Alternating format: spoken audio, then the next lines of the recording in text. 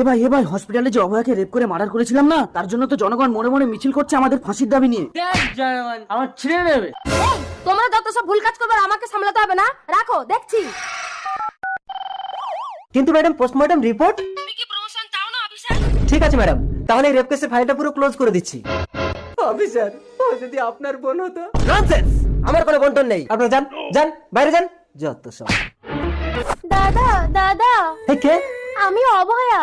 তুই তো মরে গেছিস। আমি মরিনি দাদা, শয়তানগুলো আমাকে রেপ করে মেরে দিয়েছে। অভয়া, ম্যাডাম আপনি এক্ষুনি আসুন, আপনার পুলিশ আমাদেরকে ধরে জেলে ঢুকিয়েছে। অফিসার এক্ষুনি ছেড়ে দিন এদেরকে। ওকে ম্যাডাম, এই বেরিয়ে এসো তোমরা।